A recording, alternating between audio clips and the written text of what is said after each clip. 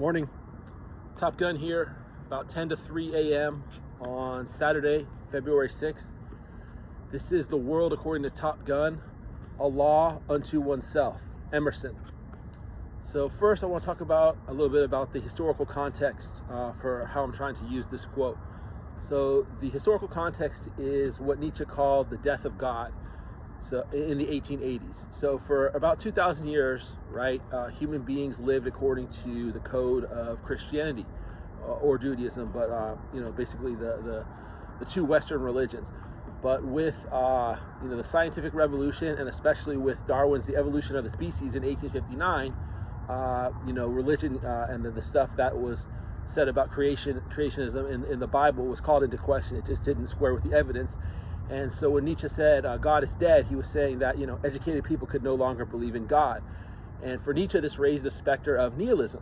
What ethic is going to replace Christianity? So if you don't have something to believe in about right and wrong, about how you should live, that's a real problem. And so he tried to solve it with his prototype of the Ubermensch, the Superman. Become a Superman, fulfill your potential, and that's not unrelated to what Emerson has to say in Self-Reliance, where he says, and truly it demands something godlike in him, who has cast off the common motives of humanity, and has ventured to trust himself for a taskmaster. High be his heart, faithful his will, clear his sight, that he may in good earnest be doctrine, society, law to himself. Wow. Okay.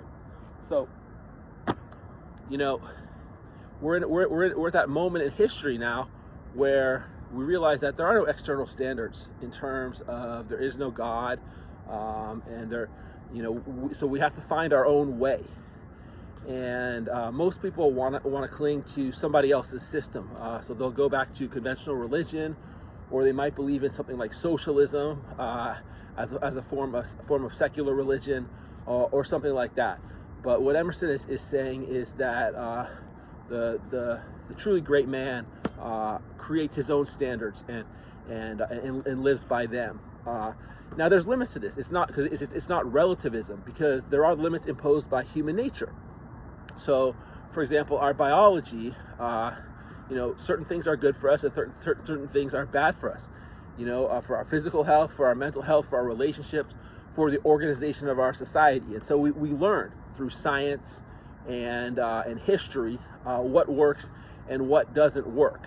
So now I want to take a detour into philosophy in general, and especially epistemology. So the traditional theory in epistemology was the correspondence theory of truth. What is true?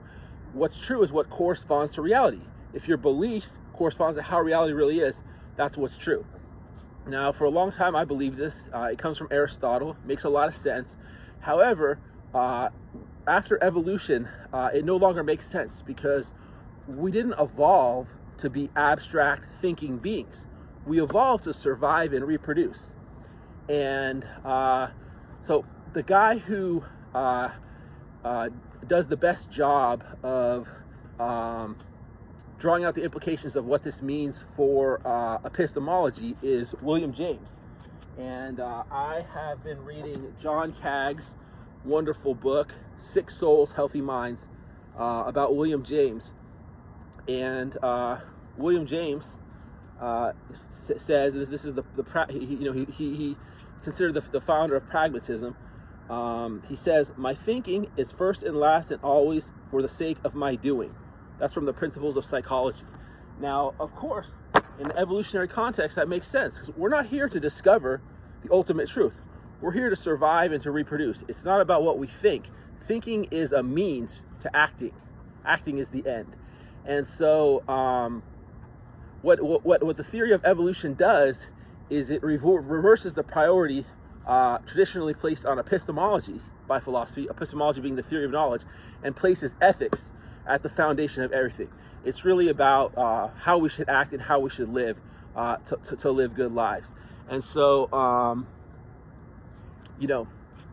be a law unto yourself.